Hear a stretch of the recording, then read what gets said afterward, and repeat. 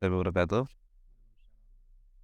Alhamdulillah wassalatu wassalamu ala Rasulillah wa ala alihi wa sahbihi wa man walah amma ba'd. Alhamdulillah jumpa lagi dengan saya Anggara Febriana dalam acara Live Zoom Herbal Utama episode ke-57.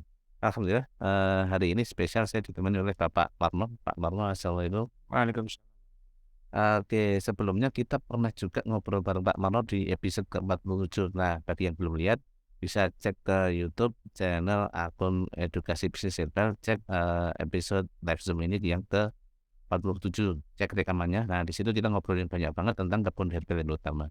Hari ini insya Allah kita akan lebih lagi mempertajam obrolan kita tentang produk-produk tanaman yang ada di kebun herbal. Oke, alhamdulillah hari ini juga ditayangkan melalui aplikasi Instagram di akun @herbalutama.official. Eee, Assalamualaikum, sudah ada yang bergabung. Oke, selamat datang di live kali ini. Saya ditemani oleh Pak Marno.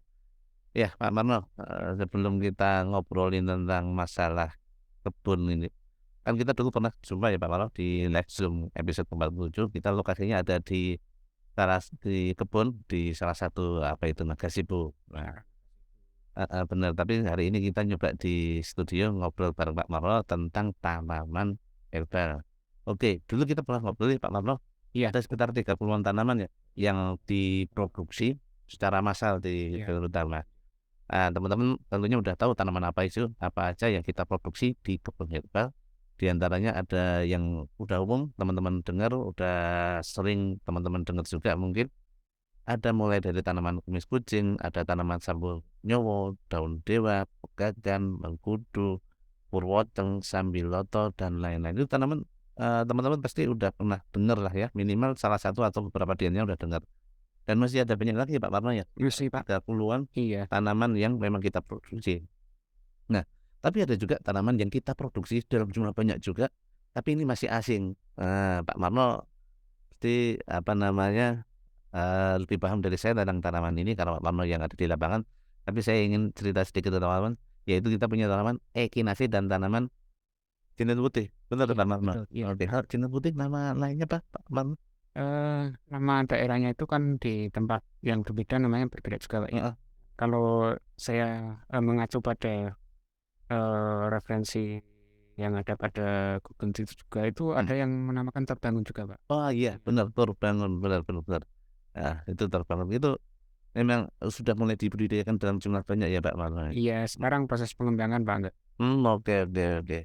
Kalau yang echinacea sendiri itu udah berapa lama Pak Marno dimulai budidayanya Pak Marno? Eee, Kurang lebih baru setengah tahun yang lalu, Pak, enggak. Mhm. Karena kan sebelumnya kita punya cuman bentuknya koleksi ya. Mhm, Saya bener bener. punya, sekitar 3 sampai 4 tanaman, Mhm tapi karena kami memang diminta oleh divisi produksi mhm. karena untuk, mengembangkan tanaman tersebut, karena kedepannya tanaman echinacea tersebut akan dijadikan bahan baku oleh Herbal Indo Utama. Wih, keren banget. Iya, teman-teman yang belum tahu bentuknya tanaman echinacea nanti bisa search aja echinacea, biasa tulisannya ECINASE atau ECHINASE. Nah, itu bisa googling aja kayak apa bentuknya. Tapi kalau yang penasaran pengen lihat langsung, boleh lihat langsung ke kebun herbal. Boleh ya Pak Marno ya? Boleh, sangat boleh, Pak, enggak. Oke, nanti teman-teman yang memang punya waktu luang silakan search aja di Google Maps kebun herbal yang di alamat di Magelang itu insya Allah teman-teman akan disambut baik. Pak Marno di sini selalu siap menemani teman-teman semua jalan-jalan di kebun herbal Indo Utama. Nah, saat ini Pak Marno, selain tanaman yang diproduksi itu ada 30-an macam termasuk echinacea dan terbangun itu ada juga ya Pak Marno namanya tanaman koleksi kan Pak Marno? Iya, betul. Saat ini update terkini ada berapa Pak Nur? 100 berapa? 100 Untuk saat ini sekitar 140, Pak. Masya Allah banyak banget. 140. 140 tanaman koleksi. Jadi tanaman koleksi itu teman-teman semuanya, memang sekedar kita koleksi, nanamnya nggak banyak-banyak, mungkin ada yang cuma satu, ada yang dua, atau ada yang lebih dari itu, tapi sifatnya memang kita koleksi, tidak kita produksi dalam jumlah banyak. Tujuannya apa sih? Tujuannya salah satunya jadi bahan riset. Nah, Pak Marno bisa meriset nih ya Pak Marno, Iya. mulai dari cara budidayanya, mulai dari morfologi tanamannya, bentuknya seperti apa. Nah, itu bisa dipelajari dengan adanya tanaman koleksi tersebut. Kalau boleh tahu Pak Marno, tanaman koleksi itu dapat dari mana aja Pak Marno? 140 macam itu banyak sekali Pak Marno. Macam-macam asalnya, Pak, ya. Jadi, eee, yang beberapa dulu kita dapat dari PBTO yang ada di Tawangmangu Oh iya di bener sana. banget, iya bener banget. Kemudian yang lain juga, Mhm, kita dapat dari, apa namanya, kita ambil dari beberapa tanaman hias, mhm, karena memang ada beberapa tanaman, apa namanya, tanaman herbal itu mhm. sekaligus dia tanaman hias juga. Oh iya, Ya, heeh, jadi beberapa kita mengambil dari, mhm, toko tanaman hias mhm. yang di situ ada edukasi untuk tanaman herbal juga. Oh iya bener banget, Itu kayak yang saya tahu itu lidah buaya, Iya, lidah betul. buaya, Baik. terus ada lagi yang bagus itu kemuning kalau nggak salah, Iya, kemuning ya. betul. Bahkan kemuning udah nggak hanya koleksi ya, tapi udah produksi atau masih koleksi, Pak? Kemuning ini kan dia tanaman yang kalau dikatakan perdu lebih napasnya lagi, Pak, ya. Mhm, mhm, Jadi, pertumbuhannya juga lumayan lama. Jadi mhm, untuk selama ini kan, kita tetap melakukan pengembangan. mhm, mhm, Cuman, pertumbuhannya atau perbanyakannya itu tidak cepat kayak tanaman, daun ungu, kayak mhm, tanaman sambung nyowo. mhm. Jadi dia lambat, Pak. Oke, oke, oke. Jadi kemuning ini, termasuk tanaman hias, termasuk tanaman obat juga ya, Iya, Pak? betul, Pak.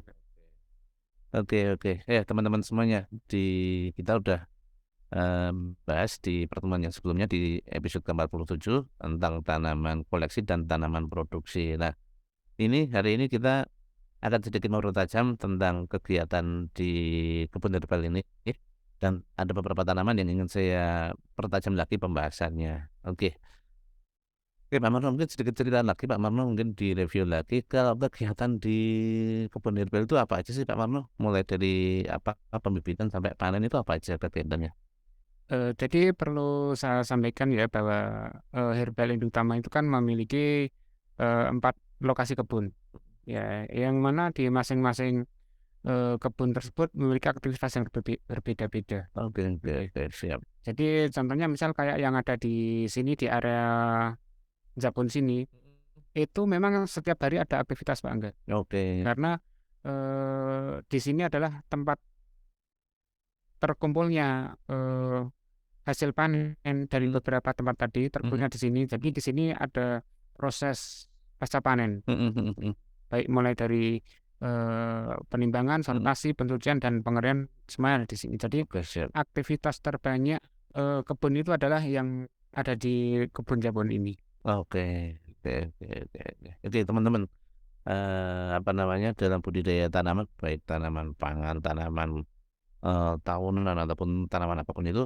biasanya memang kualitas tanaman itu ditentukan mulai dari bibit, kemudian dari perawatan juga ya, Pak Iya, Marno ya, betul, Pak. kemudian dari lingkungannya, tanahnya subur atau tidak, tanahnya sesuai atau tidak, ketinggian tanamannya sesuai atau tidak, dan perawatan dari hama tanamannya.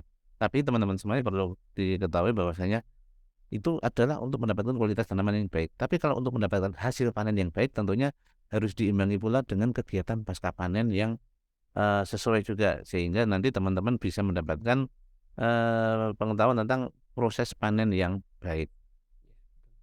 Oke, selanjutnya Pak Mano, saya pengen mengulik atau membahas lebih dalam, lebih tajam tentang budidaya tanaman daun ungu. Kenapa sih kok daun ungu ini, apa namanya, di tahun 2022 ini berdasarkan data penjualan ini termasuk yang nomor 3 Pak Mano. Oh, Tahun alhamdulillah. Iya. 2022 ini setelah susu kambing kemudian, Sifakit Fulba, daun ungu ini nomor 3. Ini Masya Allah luar biasa sekali, artinya memang daun ungu ini pertama produknya mulai dikenal masyarakat, yang kedua produknya memang berkhasiat, Pak. Iya, iya. Artinya dia Alhamdulillah. ini produknya ini berkualitas, eee, en mulai dari bahan bakunya, prosesnya, sampai, pasca penjualannya ini, semuanya berkualitas, bisa dibilang seperti itu. Nah, ini kan, dari Pak Maulana kita akan membahas tentang cara budidaya tanaman daun ungu, gimana sih cara mendapatkan tanaman daun ungu yang berkualitas. Mulai dari pembibitan mungkin Pak Maulana bisa menceritakan Pak Maulana. Iya,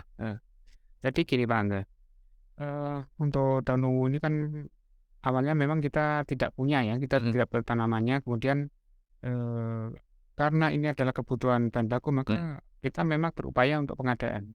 mhm mhm. Nah, kemudian kita mencari-cari di mana-mana, ya memang kalau tanaman herbal itu susah yang jual tuh jarang-jarang sekali, tidak seperti tanaman hias dan yang lainnya. Mhm, Waktu itu kita, datang ke sebuah, apa namanya, lembaga, tanaman pangan yang ada di sekitaran Magelang, Mbak, ya. mhm mhm. Dan kita mendapatkan hanya beberapa ruas tanaman saja, kurang lebih, sekitar 25 batang Mmm, tanaman. 25 ya ini ya Iya, Kak, tak tunjukin ke kamera. Nah ini contoh daun ungu tapi udah dipotong sama Pak Mar iya. Jadi waktu itu awalnya kita cuman dapat sekitar 25 gini. 25 ini ya? Ini kemudian waktu itu karena, kita berpikir kebutuhan kita agar cepat pertumbuhan, maka ini tidak kita tanam serta-merta satu persatu, Pak. Oh Ini gitu. kita potong-potong, kita Oke. jadikan kita waktu itu karena kita memang misi perbanyakan, jadi kita waktu itu cuman kita ambil per 2 ruas saja, Pak. Oke siap. 2 ruas, jadi dalam satu apa, satu batang ini bisa jadi 3 atau 4, stek. Oke siap, itu untuk mendapatkan bibitnya ya Pak Iya, Marmo? jadi Oke. dari 25 batang itu waktu itu menjadi kurang lebih 200 200 bibit, jadi bibit, 200 oke bibit, iya siap gitu. siap siap. Oke mungkin proses pembibitannya Pak Marmo, diapain itu Pak Marmo? Kalau dulu ya karena kita, eee, istilahnya kayak meraba-raba, Pak, karena Mhm kita belum tahu ya, ini proses, pembibitannya perbanyakannya itu seperti apa, itu kan kita melakukan percobaan-percobaan. mhm Yang pertama kita lakukan adalah, ini, jadi batang yang kita potong-potong ini mhm itu kita siapkan memang sebelumnya kita sudah siapkan media, mhm. waktu itu kita pakai apa ya, Kantong-kantong itu, iya, oh iya, heeh. heeh, bener. Kemudian kita carikan media yang bagus, kemudian kita siapkan atsir sebagai Mhm, penyangga sungkup, karena waktu itu kita masih pakai sungkup, Pak. pakai Jadi plastik itu ya Pak iya, ya? jadi Mhm, kayak terlihat oke. sangat formil kayak gitu. Itu awalnya seperti itu, dan itu berjalan beberapa kali masa pembibitan. Oke siap. Iya, tapi, seiring dengan berjalannya waktu, Pak, kita melakukan percobaan, batang ini bisa langsung ditanam ke tanah, apakah ini bisa, tumbuh akar atau bisa hidup seperti itu, kita lakukan percobaan. Hasil percobaan itu menunjukkan bahwa, ternyata tanaman daun ungu ini memang, bisa ditanam langsung ke media, Pak, Oke langsung ke oke tanah, ke lahan oke. lahan, apa namanya, ya ke lahan, langsung ke lahan gitu, langsung bisa ditanam di situ, gitu. Oke, berarti baik mau lewat apa namanya, polybag-polybag yang ditutup plastik, atau langsung di lahan itu bisa semuanya berarti ya, Bisa, Pak? alhamdulillah bisa, Pak. Tapi kalau dari apa namanya, jumlah yang hidup, Pak, misal dikasih gambaran kalau yang pakai apa, polybag dikasih sungkup tadi plastik sama yang langsung di lahan itu efektif mana, Pak?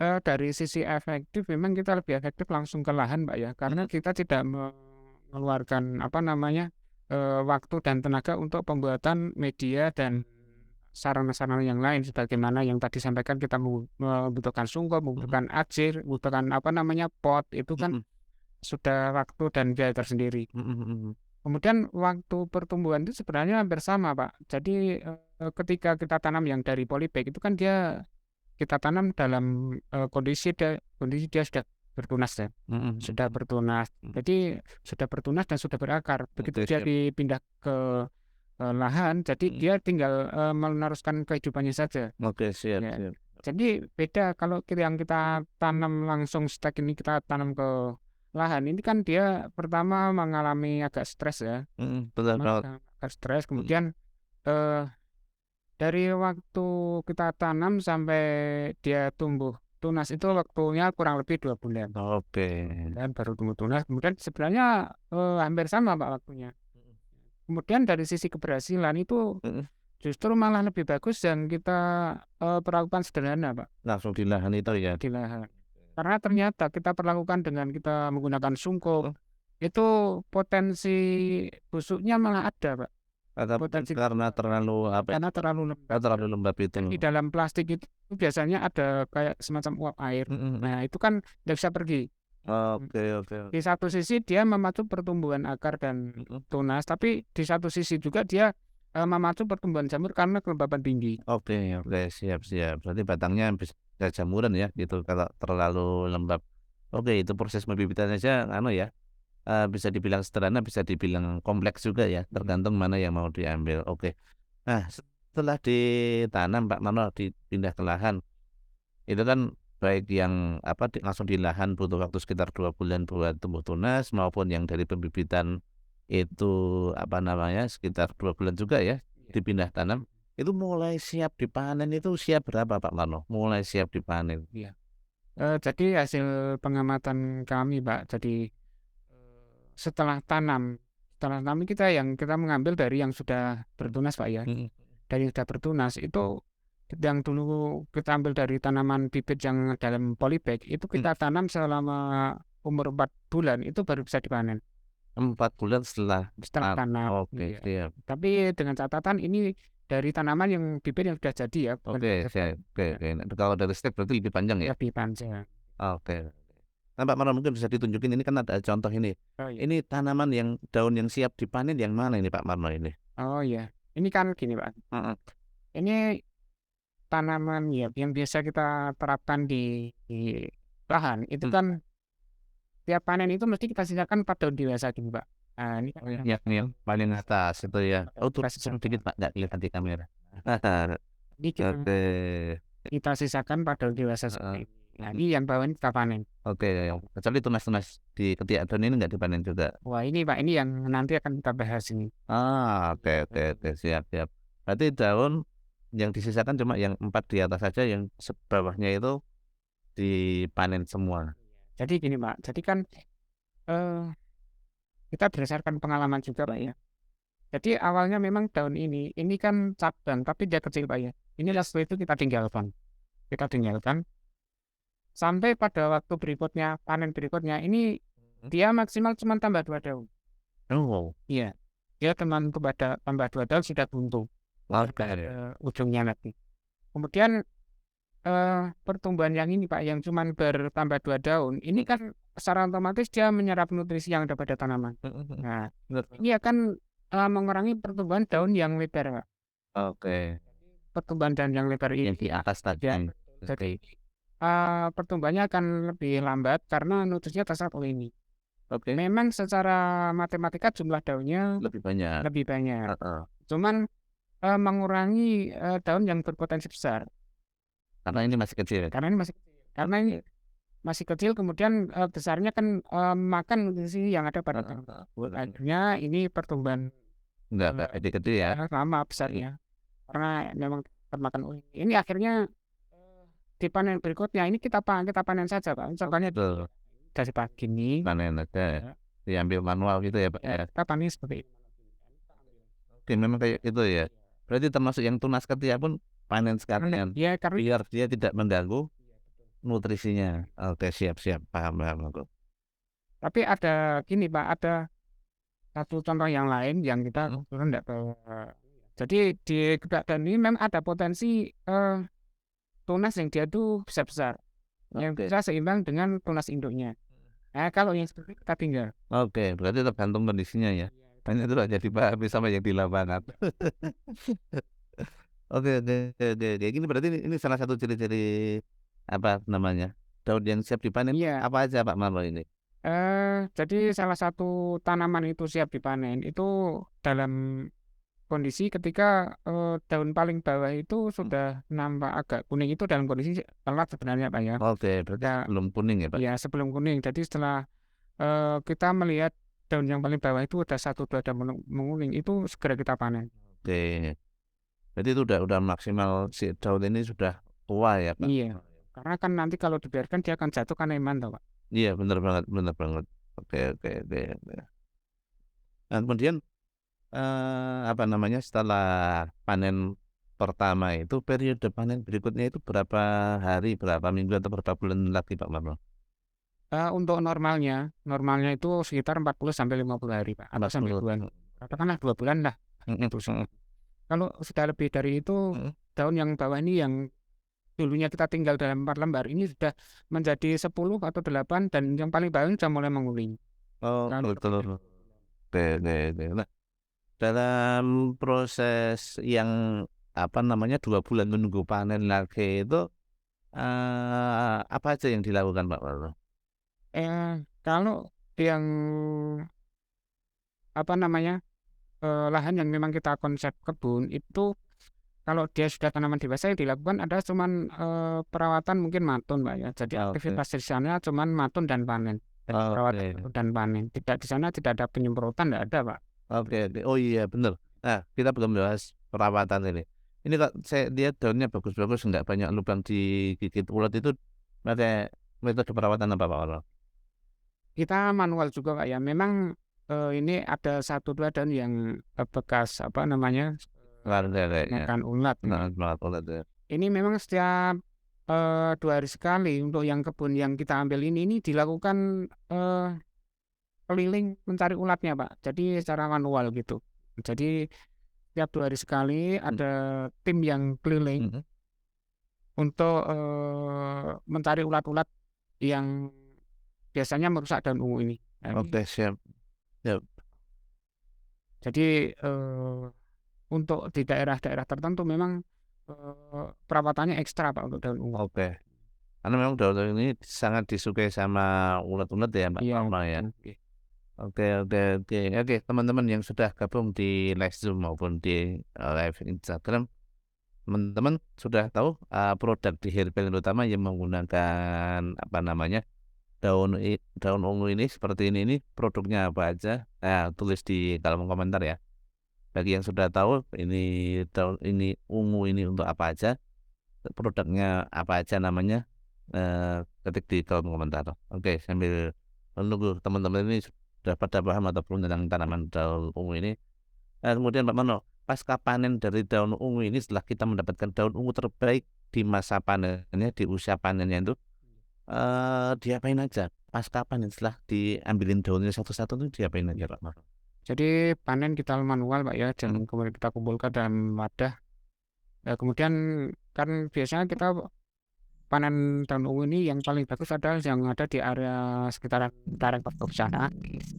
Itu banyak sekali dan kemarin kita panen dapat 500 kilo kita, ke sini, ke area sortasi dan mhm pencucian. mhm Ya, jadi yang dilakukan di sini adalah pertama sortasi, pencucian, dan, mhm penimbangan, Pak. mhm. Jadi setelah pencucian baru dilakukan pengeringan. Oke oke oke oke. Jadi setelah dipanen, dicuci, disortasi, kemudian dikeringkan gitu ya? Ya. Oh ya ini Pak Mono sudah pada paham ternyata ini, alhamdulillah. Hiu apa namanya ini, daun ungu ini digunakan di daun ungu dan hiu. Oh, bener ya Pak Mono ya? Ya, betul. Betul betul. Berarti teman-teman yang nyimak ini udah paham nih. Oke oke kita lanjut ya, sebelum ke produk selanjutnya. Nah, proses pengeringannya ini kira-kira berapa lama ini Pak Mono?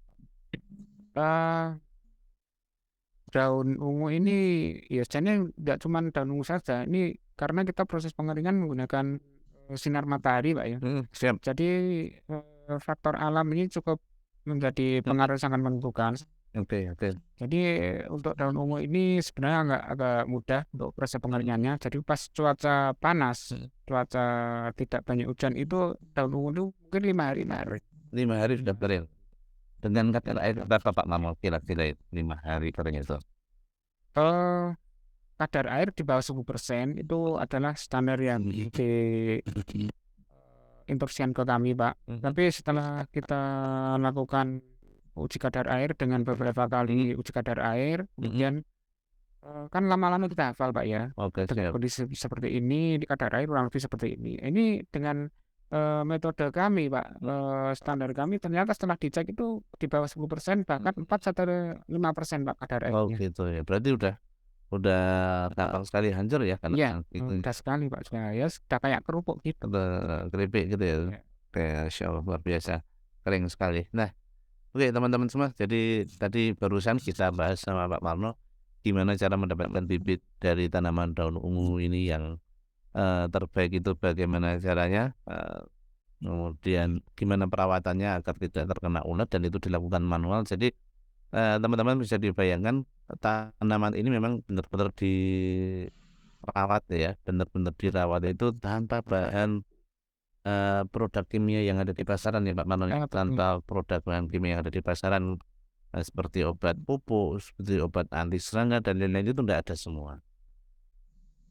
Kemudian teman-teman juga barusan udah dengar langsung dari Pak Marno, beliau ini tim ahli di bidang budidaya tanaman herbal di Herbal Utama, tentang tentang cara panennya, tentang bagaimana cara, pasca panennya juga seberapa sih, kadar air yang diwajibkan atau diharuskan menjadi standar itu kenapa sih Pak Marno kok, apa namanya, kadar airnya harus segitu tuh kenapa Pak?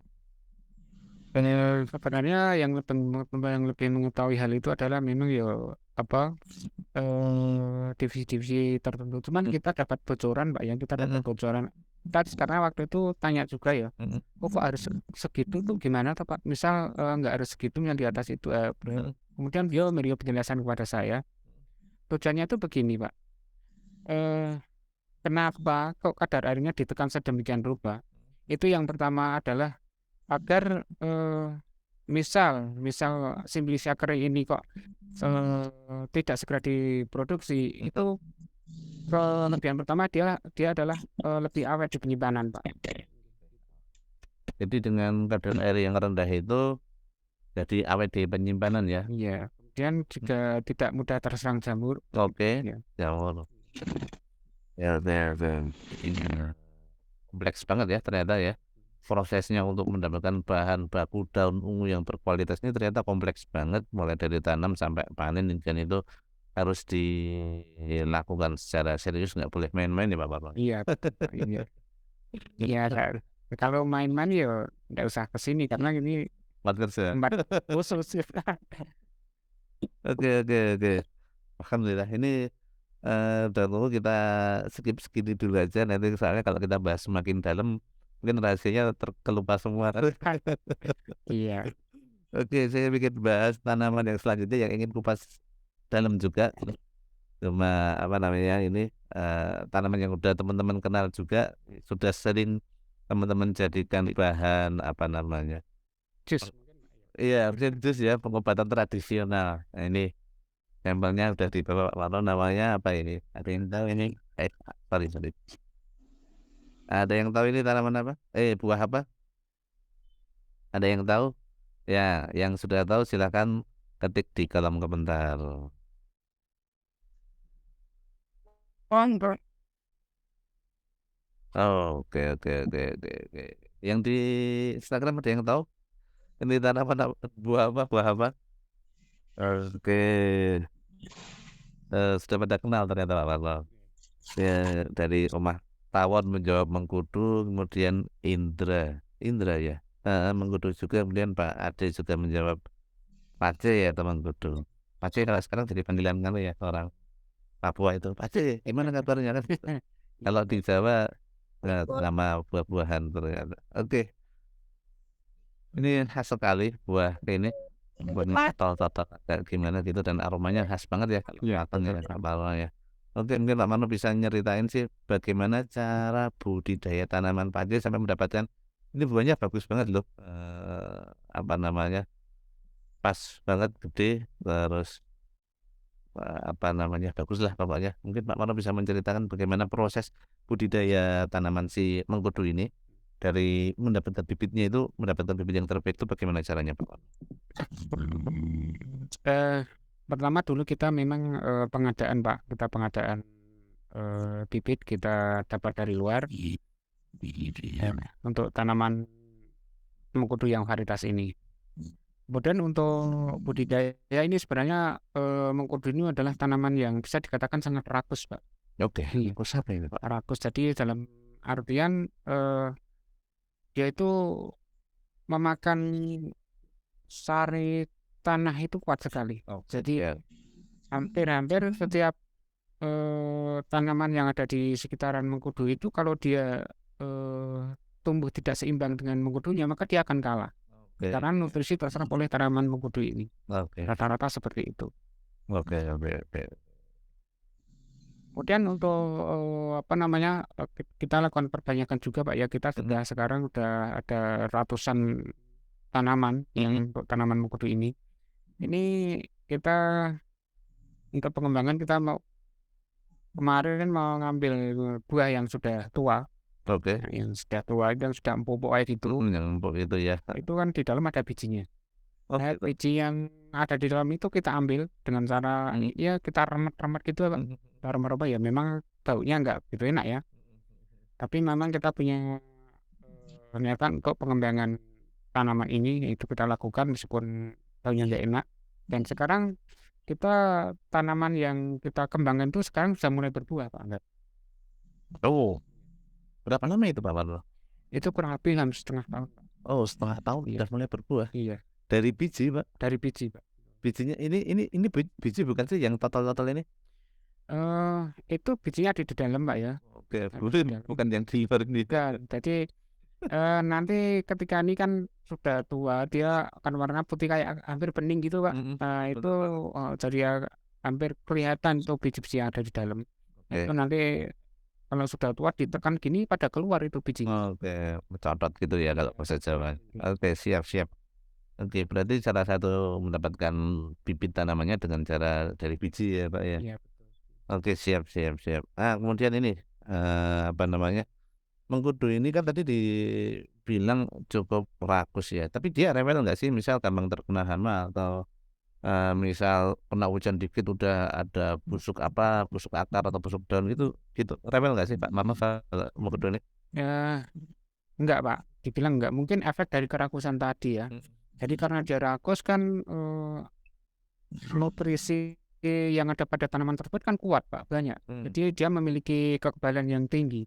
oke. Jadi dia rata-rata tanaman kami hampir saja dibilang kita biarkan saja. Mungkin perawatannya cuman kalau sudah terlalu tinggi kita potong agar, tumbuh cabang-cabang di Mhm, bawahnya. mhm. Kemudian kalau nanti kalau terlalu tinggi juga panennya susah.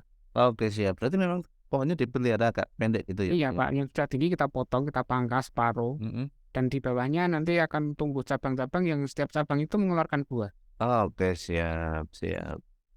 Jadi mungkin karena memang anu ya, memang karena rakus itu jadi tanamannya kuat dan buahnya berkhasiat gitu ya. Iya, mungkin seperti itu. Oke, Pak Warno lanjut kita masih, itu tanaman yang tadi dalam usia 6 bulan setelah dari biji itu kok sudah mulai berbuah itu emang standar panennya seperti apa Pak Warno? Buah yang seberapa itu yang mulai bisa dipanen itu? Sebenarnya ukurannya bukan besar kecilnya, Pak, ya. Mhm, Karena, potensi buah ini memang ada yang bisa besar, ada yang masih kecil udah tua, mhm, macam-macam sekali. Tapi standar kita adalah dari warna, dari oke. warna. Jadi warna buah yang sudah siap dipanen adalah yang sudah mulai menguning atau memutih seperti ini. Putih-putih kayak gini ya? Nah, Berarti ini mulai ya teman-teman, iya, bisa ada sudah agak terah dikit, Pak, itu yang pas yang kayak gini. ini Nah, panen untuk versi ketika akan dikeringkan gitu ya? ya betul, Pak, iya. Tapi kalau teman-teman ingin diminum dalam bentuk jus mungkin agak tuang dikit nggak masalah ya, Pak? Iya, itu tergantung selera, Pak, ya. Tergantung selera gitu ya. Tapi memang kalau, yang siap untuk dipanen kemudian dilakukan proses selanjutnya itu yang seperti ini. Iya, betul, Pak. Oke oke, siap siap. Nah, ini kan, selanjutnya setelah setelah diambil Mhm. itu diapain, Pak, apakah sama dicuci atau diapain? Iya, betul. Jadi, semua hasil panen itu harus melalui proses pencucian, Pak. Oke, siap. Ya, sortasi dan pencucian itu hukumnya wajib. Oke. Siap siap. Dan ada ilmu ternyata, Pak, di sini, Mhm. kenapa tanaman ini kita panen tidak terlalu matang, Oke, siap. masih mengkal-mengkal begini. Mhm, Ini ternyata kita punya pengalaman, oke tapi tidak pada tanaman mengkudu, tapi insya Allah dia berlaku untuk semua tanaman. oke oke. Jadi ketika tanaman buah khususnya ya, itu dia sering telat panen, bahkan dia sampai pada kering di pohon, Heeh. itu potensi cepat matinya tinggi, Pak, tanamannya itu. Kalau nggak Kar dipanen tanamannya malah mati? iya, karena apa? Karena nutrisi yang ada pada tanaman tersebut itu kan terserap oleh buah tersebut. Oke. Jadi buah ini nanti kalau sudah selesai makan kan dia pada jatuh. Mhm. Dan nutrisi yang ada pada tanaman itu kan sudah banyak sekali terserap. Saya punya pengalaman di pohon nangka, Pak, ya, di tempat saya sendiri dan juga di tanaman tomat. Saya dulu kan budidaya, apa namanya, menanam tanaman hortikultura, Pak. Siap Jadi siap. ceritanya begini, waktu itu kan, ada seorang pedagang yang sukanya itu panen tomat sebelum matang, jadi Oke. mengkal-mengkal begitu. dan salah satunya mengambil dari kami. Kan sebelumnya kita eh, ketika namanya buah tomat itu panen dalam kondisi yang sudah merah. Itu baru mengkal-mengkal kita panen, Pak. Masih Karena ada hijau-hijau gitu berarti, Pak? karena memang permintaannya seperti itu. Kemudian kok ini tomatnya udah habis, tapi kok daun masih hijau. Nah, masih hijau dan batangnya masih kekar gitu. Kalau tanaman tomat yang biasa dipanen dalam kondisi merah, itu tomat masih ada satu dua itu batangnya udah mulai kering, Pak. Oh gitu. Jadi Tapi si tomat ini yang dipanen mengkal ini masih berbunga lagi ya, Pak? sudah karena waktu itu kita kebiri, Pak ya. Oh memang Kita kebiri. dipotong Iya. ya. Tapi daunnya tuh masih Masih bagus utuh. ya. Oh. Padahal buahnya udah habis. Kemudian di nangka juga seperti itu, Pak. Di nangka itu kan ada nangka yang dibeli dalam kondisi mentah, ada yang dibeli dalam kondisi matang. Yang dijual dalam kondisi matang itu semua matang dalam satu pohon itu, Pak. Itu tidak lama kemudian dia mati karena apa? Getah-getah atau kalau kita darah mungkin ya. Itu yang membawa nutrisi makan itu kan dia kehabisan Buah semua ini. buah, jadi kehabisan nutrisi. Akhirnya tanaman mati. Nah itu mungkin bisa juga untuk diperlakukan ketika panen waktu juga seperti itu. Jadi tujuannya kita panen mengkal-mengkal seperti ini agar ketahanan tanaman tersebut bisa bertahan lebih lama.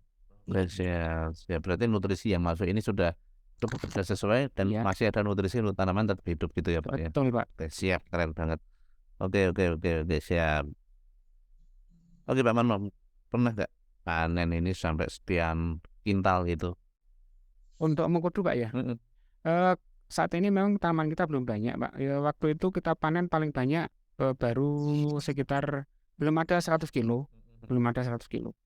Cuman karena waktu itu memang kita kekurangan ya, kita mau tidak mau harus mendatangkan dari luar. Dan kita waktu itu mendatangkan dari luar dalam bentuk masih buah segar kayak gini, Pak. Oke, siap. Ya. Itu juga ada pengalaman tersendiri, Pak. Karena kita mendatangkan dari luar kan buahnya macam-macam ya, tidak sesuai dari standar kita. Ada yang sudah terlalu tua, ada yang sudah kadarnya terlalu tinggi, ada yang masih kayak gini. Nah itu akhirnya kita pisah-pisah, Pak. Ini yang masih keras-keras, masih hijau-hijau kayak gini kita pisah. Kemudian yang tua-tua kita pisah di proses pasca panennya itu, Pak. Mulai di pengerajangan dan penjemuran. Dan akhirnya sampai kering. Itu dengan jumlah bobot yang sama, itu hasil keringnya itu persentasi beratnya itu bagusan yang masih hijau gini, Pak. Karena contohnya gini, ini anggap saja besarnya sama, Pak ya. Tapi ini yang lebih tua, ini yang agak lebih muda. Ini jelas berat yang ini karena ini banyak airnya. sudah memiliki kadar air yang tinggi. Oke. Oh iya, Pak. Ini buah musiman nggak? Misal kayak sekarang ini lagi musim durian, di mana-mana ada durian. Kalau ini mengkudu juga musiman nggak? Misal dalam setahun itu panen rayanya cuma sekali, yang lain cuma panen kecil-kecil gitu aja. Iya, betul, Pak. Mengkudu ini kan buah yang tanamannya berkayu keras, Pak ya. Jadi hampir setiap tanaman buah yang dia ada pada tanaman berkayu keras itu dia musiman, Pak. Jadi untuk mengkudu ini memang ada panen rayanya dan setelah itu kalau ada cuma 1-2. Ya gitu. Kalau pas panen raya cuma itu doang. Iya, dalam satu panen raya itu, dalam satu masa panen itu, satu musim itu panen paling ya sekitar 3-4 kali habis. Oke, siap. Oke, kita skip sebentar. Oke, teman-teman semua yang sudah gabung baik di live Zoom maupun di Instagram, sudah tahu kan di Herbal Utama itu menggunakan mengkudu juga atau Morinda citrifolia. Kita yang gunakan kan buahnya. Jadi nama di kemasannya itu ada tulisannya Morinda citrifolia fructus. Karena itu namanya simplicia, nama simplicia yang harus dituliskan itu seperti itu. Nah, teman-teman tahu nggak si Morinda citrifolia fructus ini atau mengkudu ini dia ada di produk mana aja? Oke, yang tahu silahkan ketik di kolom komentar baik di Zoom maupun di Instagram. Silahkan ketik di kolom komentar ya, ditunggu ya. Ini ada banyak banget, sebutkan 3 lah minimal lah ya bagi yang sudah pernah, kecuali ya herbal mengkudu ya mesti siap. Tapi kan banyak produk lain yang isinya mengkudu. Ayo coba sebutkan siapa aja yang tahu mengkudu ini masuk ke mana aja. Oke, lanjut ke proses pengeringan ya. Tadi berarti kalau buah besar-besar ini harus dirajang nih Pak Marno. Iya, kita rajang, Pak. Sebesar apa rajangnya? 1 cm gitu misal? Ya, itu terlalu tebal, Pak. Terlalu tebal ya? Iya, mungkin sekitar 2 mili, Pak ya. Dan untuk saat ini kita masih proses pengeresahan masih manual, Pak. Mhm. Tapi mudah-mudahan untuk depannya kita memiliki alat, Mesin ya? iya, kita memiliki alat untuk mempermudah pekerjaan. Mhm. Karena kedepannya insya Allah kita memiliki jumlah yang lumayan banyak. Insya Allah nanti kalau yang kita tanam kemarin sudah panen semua. Karena sekarang sudah baru mulai berbuah sebesar-besar telur ayam tuh, Pak. Oh, masih kecil. Sekecil. Oke, Insya Allah 2 bulan lagi sudah panen bisa siap. dipanen. Oke, siap, siap. Oke, oke. Ini ada yang jawab habatus sauda plus mengkudu. Oke, bener. Ada lagi yang jawab Pak Marno, ini namanya habatus sauda plus mengkudu, bener ya. Hiu netensi bener nggak ada apa namanya mengkudunya bener nggak? Coba dicek. Ada yang tahu bener atau enggak? Coba dicek di kemasannya masing-masing. Oke, hiu netensi ada nggak ya? Oh, ada, bener hiu netensi ada. Apalagi selain hiu netensi? Ya hiu kardioker. Bener nggak? Nah, waduh, saya sendiri dicek ini kehafalannya ini. Jarang murojaah. Jangan berusaha. Oke, oke, apa namanya? Mengkudu. Oke. Kemudian apa lagi tadi? Koles hiu, ada yang ya koles hiu enggak? Ada, benar. Wow, Ibu Rina, ya benar ya. Pak Adi neuroherba kardioker neotensi ini Pak Adi kayaknya lihat kepaan ini lengkap sekali jawabannya. Neuroherba dia jawab, kardioker dia jawab, neotensi. Jangan-jangan beliau pegang katalog. Wah, ada bukunya ini. Iya. Oke, oke. Kalau tidak ya beliau memang sudah fasih tentang herbal itu utama mungkin. Oke, luar biasa nih Pak Ade ini, Pak Ade diacungi jempol ini. Oke. Woi, buka primbon. Oke, mantap banget ya. Itu teman-teman semuanya apa namanya proses budidaya tanaman mengkudu dari proses pembibitan tadi diceritakan Mak Marno mulai dari biji ya. Kemudian ada proses apa namanya? Kemudian berbuah, kemudian pasca panen. Dan di mengkudu ini memang kalau di Jawa ini buah apa sebutannya Pak? Sih, Pak. Aceh dia buah apa sih kayak buah yang super gitu nggak sih sebenarnya Pak? Ternyata banyak banget digunakan di produk-produk kita ya Pak Marno ya, mulai dari neuroherba, kardioker, neotensi, hiu, kemudian ada produk tunggalnya juga herba mengkudu, kemudian ada habatus sauda plus mengkudu. Itu kan menandakan bahwasanya si mengkudu ini Masya Allah luar biasa sekali khasiatnya Pak Marno. Dan teman-teman sendiri sudah menyimak kita kupas dua produk tadi, yaitu daun ungu. eh Bener Pak, ini harus dites ini. Ada yang komentar Pak Marno. Iya bener murojaah, kalau nggak dites gini kita nggak naik-naik produk live-nya. Kita yang kita yang di studio juga murojaah ini Pak. Oke, teman-teman udah mendengar langsung dari Pak Marno ini apa namanya, bagaimana cara mendapatkan bahan baku yang berkualitas untuk dua bahan baku yang kita miliki, diantaranya yaitu daun ungu dan mengkudu ini. Serius banget teman-teman, ini produk yang bahan baku yang kalau saya secara kasar menilai ini tuh kalau dijual di pasaran tuh nggak laku karena terlalu mahal. Biaya perawatan itu mahal.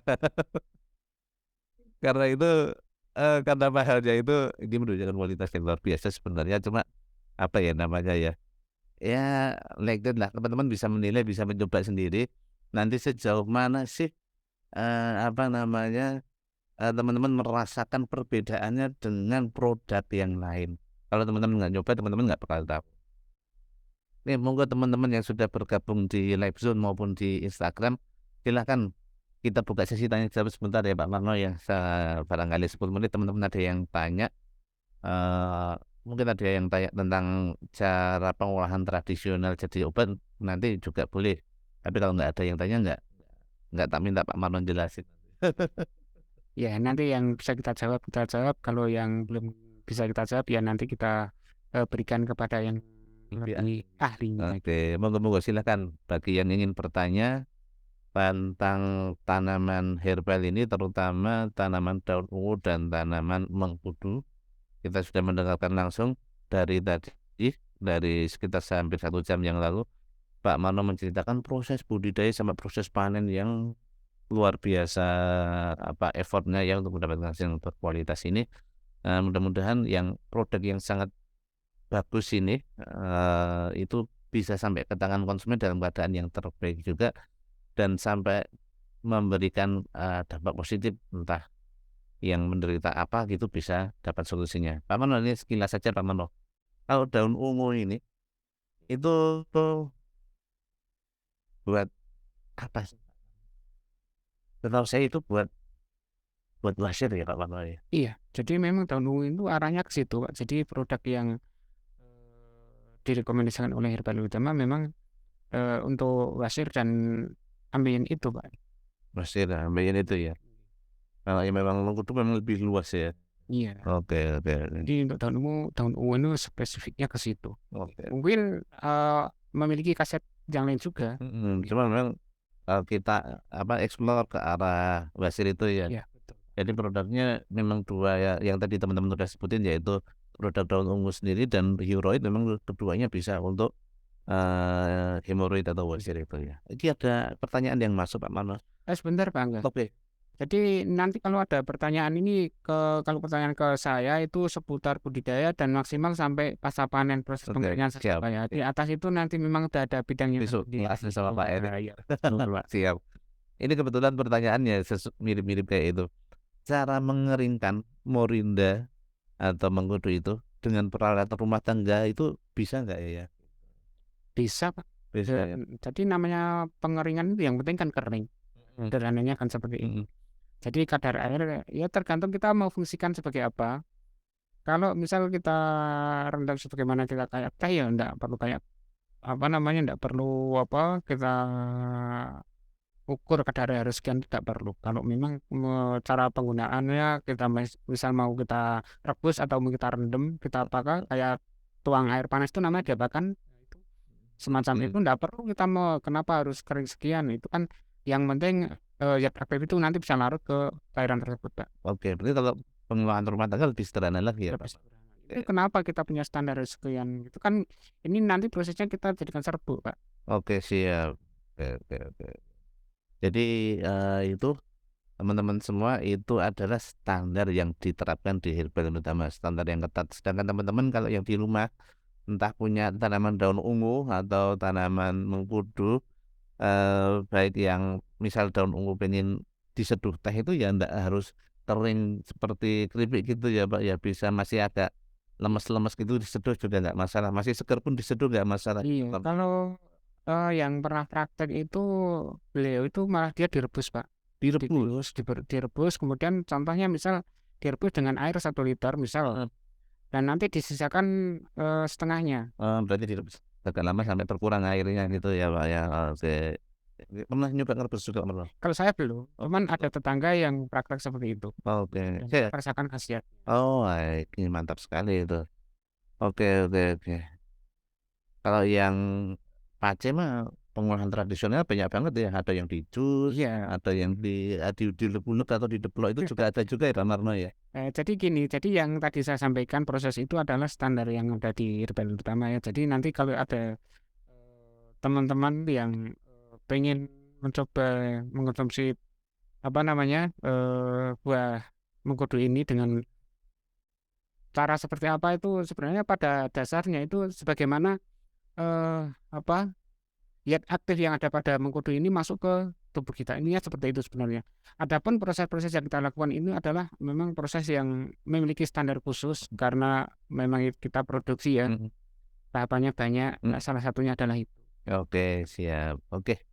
Mungkin kita cukupkan satu pertanyaan aja karena kita sudah oke ada pertanyaan, siap, dari Instagram ya? Oke. Iya. Jangan bedakan waktu urine acid naik. Oke siap, Memang ada Pak yang palsu. oke siap. Jadi gini, di internet itu banyak sekali Pak Marco Oh, betul. modus-modus yang apa namanya, mengkhawatirkan lah ya, entah kita tidak menuduh mereka langsung palsu, tapi kita punya ciri-cirinya, kita coba aja ini aja, kita coba ini ya, produk ini ya. Jadi pertama kalau untuk yang produk kapsul teman-teman semuanya bisa diperhatikan satu, kemasan yang paling luar itu di sininya ada hologramnya, baik yang di Zoom maupun yang di Instagram bagian, ini ada penanda asli berupa hologram. Kalau digoyang-goyang ini kelihatan tulisannya ada logo Herbal yang utamanya. Di sini ada hologramnya, kalau, ada. Kemudian, yang selanjutnya kalau dibuka botolnya, itu kita dapati bahwasanya ada logo Herbal Utama di atas logo Herbal Utama tradisional herbal medicine. Ini asli. Kemudian di bagian bawah botolnya itu ada tulisan logo Herbal Utama. Nah, itu ada penanda-penanda keaslian produk dari Herbal Utama yang berupa herbal kapsul. Kalau yang produk yang non herbal kapsul biasanya baru berbentuk, apa namanya, hologram seperti di Madosiva Kids ataupun yang lain bentuknya, hologram. Itu penanda keasliannya. Oke, ada satu pertanyaan lagi Pak Warok. Iya, boleh silakan. Baik, paling bisa mau dibuat apa boleh. Oke, mengkudu apakah boleh untuk ibu hamil usia dini? Oke, kita batasi dulu. Pertama yang jadi pertanyaan itu mengkudu yang asli seperti ini atau mengkudu yang sudah menjadi produk? Kalau mengkudu yang menjadi produk otomatis langsung bertanya ke dokter Didit ya, Mbak Iya, Marta ya. Jadi, dikasih nanti bisa nomornya Pak dikasih dokter. alamatnya saja atau dikasih nomor biar beliau tanya ke beliaunya. Oke. Iya, sorry. Untuk ibu yang bertanya bisa dicatat langsung ke dokter kami. Beliau melayani konsultasi di hari kerja dan di jam kerja dengan nomor Pak Dokter Didit namanya, itu 0858 6741 9820.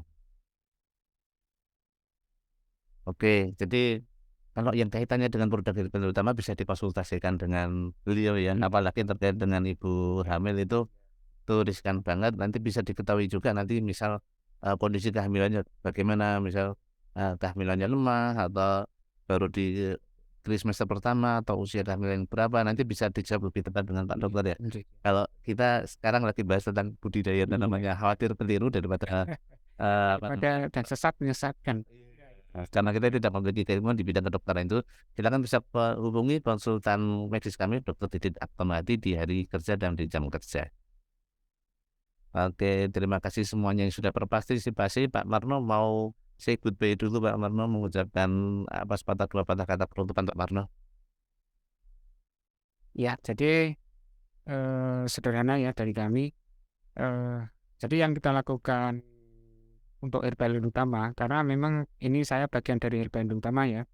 Jadi kami berupaya semaksimal mungkin agar bahan baku yang akan menjadi bahan baku produksi untuk herbal utama karena ini terkait dengan kesehatan dan terkait dengan keselamatan manusia, maka kita